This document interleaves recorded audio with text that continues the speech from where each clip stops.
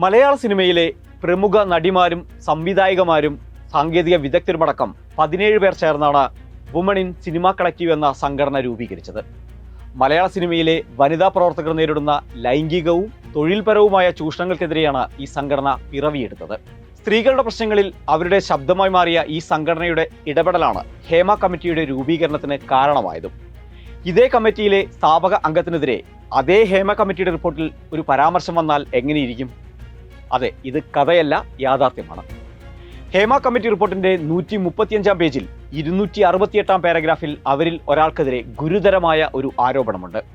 ആ പാരഗ്രാഫ് മുഴുവനും അവർക്കെതിരെയുള്ള പരാമർശങ്ങൾ മാത്രമാണ്.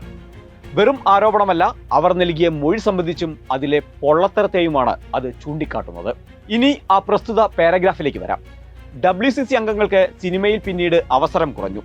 കാരണം ലളിതം, അവർ സംഘടനയിലെ അംഗങ്ങളായി. സിനിമയിലെ അതിക്രമങ്ങൾക്കെതിരെയും ശബ്ദമുയർത്തി. അതേസമയം ഒരാൾക്ക് മാത്രം സിനിമയിൽ അവസരം കുറഞ്ഞില്ല, മറിച്ച് കൂടി. സ്വാഭാവികമായും നമ്മൾ സംശയിച്ചേക്കാം, അവരുടെ മേന്മ കൊണ്ടാണ് അവർക്ക് പിന്നെയും അവസരങ്ങൾ ലഭിച്ചത് എന്ന്. എന്നാൽ റിപ്പോർട്ടിലെ ബാക്കി വാചകങ്ങൾ കൂടി വായിക്കുമ്പോഴാണ് കഥയുടെ ട്വിസ്റ്റ് മനസ്സിലാകൂ. ഈ സ്ഥാപക നടി കമ്മിറ്റിക്ക് മുമ്പാകെ മൊഴി നൽകിയിരുന്നു. അവരുടെ മൊഴിയുടെ ചുരുക്കം ഏതാണ്ട് ഇങ്ങനെയാണ്: മലയാള സിനിമയിൽ യാതൊരുവിധ പ്രശ്നങ്ങളും നേരിടുന്നില്ല, ലൈംഗിക ചൂഷണവും നടക്കുന്നില്ല, അത്തരമൊരു സംഭവം താൻ കേട്ടിട്ടേയില്ല. ഇതിൽ കേട്ടിട്ടില്ല എന്ന വാക്കിന് അടിവരയുണ്ട് റിപ്പോർട്ടിൽ. അടിപൊളി. ഒരു തവണയല്ല, ആവർത്തിച്ചാവർത്തിച്ച് അവർ ഈ മൊഴി പറഞ്ഞുവെന്നാണ് കമ്മിറ്റി വ്യക്തമാക്കുന്നത്. തൊട്ടുചേർന്നുള്ള കമ്മിറ്റിയുടെ വാചകം കൂടി വായിക്കണം. ഇത്രമാത്രം. സത്യത്തിൽ നിന്നും വളരെ അകലെയാണ് ഈ മൊഴി. സ്വാർത്ഥ നേട്ടത്തിനായി ഈ താരം കള്ളം പറയുകയാണ് എന്ന് സമിതിക്ക് ബോധ്യപ്പെട്ടു.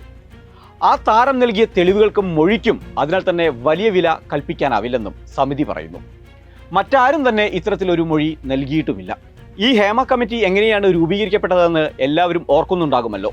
2017 ഫെബ്രുവരി 17 രാത്രിയിൽ കേരളത്തിലെ ഒരു യുവനടി ആക്രമിക്കപ്പെട്ടു. വെറുതെ ആക്രമിക്കപ്പെട്ടതല്ല, ഓടിക്കൊണ്ടിരുന്ന ഒരു വാഹനത്തിൽ വെച്ച് ലൈംഗികമായി ആക്രമിക്കപ്പെട്ടു. അതിനുശേഷം അന്ന് വൈകുന്നേരം കൊച്ചി ദർബാർ ഹാൾ മൈതാനത്ത് സിനിമാക്കാരുടെ ഒരു പ്രതിഷേധ യോഗം ചേർന്നു. അവിടെ വെച്ച് ഒരു പ്രമുഖ നടി പ്രഖ്യാപിച്ചു, സംഭവത്തിന് പിന്നിൽ ക്രിമിനൽ കോൺസ്പിറൻസി ഉണ്ടായിട്ടുണ്ട് എന്ന്. അതായത് ക്രിമിനൽ ഗൂഢാലോചന നടന്നിട്ടുണ്ട് എന്ന്. മഞ്ജു വാര്യർ എന്ന മലയാളത്തിന്റെ പ്രഖ്യാപിത ലേഡി സൂപ്പർ സ്റ്റാറാണ് ആ പ്രസ്താവന നടത്തിയത്. അതെ, അതിൽ നിന്നാണ് WCCയും മലയാള സിനിമയിലെ സ്ത്രീകൾക്കെതിരെയുള്ള ചൂഷണങ്ങളിലേക്കുമെല്ലാമുള്ള പോരാട്ടം ആരംഭിക്കുന്നത്. ആ സംഘടനയുടെ സ്ഥാപക നേതാവിൽ ഒരാളാണ് അത്തരത്തിൽ ഒന്നും നടന്നതായി തൻ്റെ അറിവിലേയില്ലെന്ന് പറഞ്ഞത്. സ്ഥാപക നേതാക്കളിലെ 3 പേർ സംഘടന വിടുകയോ സജീവമല്ലാതാകുകയോ ചെയ്തു. ആരെല്ലാമാണ് WCC വിട്ടുപോയ ആ സ്ഥാപക അംഗങ്ങൾ? 1 സംവിധായിക വിധു വിൻസെന്റ്, 2 നടി സുരഭി ലക്ഷ്മി, 3-മത്തെയാൾ സംഘടനാ അംഗത്വം വിട്ടിട്ടില്ല, പക്ഷേ പ്രവർത്തിക്കുന്നത് നിർത്തി. മഞ്ജു വാര്യറാണത്. അമ്മയിൽ നിന്ന് അംഗത്വം രാജിവെക്കാൻ WCC അംഗങ്ങൾ തീരുമാനിച്ചപ്പോൾ അതിനോട് മുഖം തിരിച്ചു നിന്നതും ഒരേ ഒരാൾ മാത്രം. കാരണം പവർ ഗ്രൂപ്പിലെ സൂപ്പർ താരത്തിനെതിരെ നിലപാടെടുക്കാൻ ആ സൂപ്പർ നടിക്ക് ബുദ്ധിമുട്ടുണ്ടായിരുന്നു എന്നാണ് വിശദീകരണം. നടിക്കിപ്പോൾ കൈനിറയെ പടങ്ങളുണ്ട്. സൂപ്പർ താരങ്ങൾക്കൊപ്പം തന്നെയാണ് മിക്കതും. ആരായിരിക്കാം കമ്മിറ്റിയിൽ എല്ലാം നിഷേധിച്ച് മൊഴി നൽകിയ ആ നടി എന്ന ചോദ്യത്തിനുള്ള ഉത്തരം പ്രേക്ഷകരുടെ ഊഹത്തിന് വിടുകയാണ്. ഇനി ഒന്നുകൂടി പറഞ്ഞു നിർത്താം. നടി രഞ്ജിനി അവസാന നിമിഷം കോടതിയെ സമീപിച്ച് നടത്തിയ നാടകം WCCയുടെ അറിവോടെയാണോ? അതിനു പിന്നിലെ യഥാർത്ഥ കഥ ഇതാണ്. റിപ്പോർട്ട് പുറത്തു വരുന്ന സംബന്ധിച്ച് ദിവസങ്ങളോളം WCCയുടെ വാട്സപ്പ് ഗ്രൂപ്പിൽ സജീവമായ ചർച്ചകൾ നടന്നിരുന്നു. അന്നെല്ലാം മൗനം പാലിച്ച രഞ്ജിനി കേസ് ഫയൽ ചെയ്ത ശേഷം മാത്രമാണ് ഇക്കാര്യം ഗ്രൂപ്പിൽ പറഞ്ഞത്. അതും വാർത്തകൾ വന്ന ശേഷം വൈകുന്നേരത്ത്.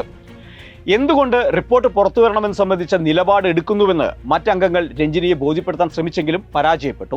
രഞ്ജിനിയുടെ നീക്കം നിഷ്കളങ്കമായ ഒന്നല്ലെന്ന് ചില അംഗങ്ങൾ ചൂണ്ടിക്കാട്ടുകയും ചെയ്തു. അതായത് ഇതിനു പിന്നിൽ വലിയ ഒരു ശക്തി തന്നെയുണ്ട് എന്ന് തന്നെ.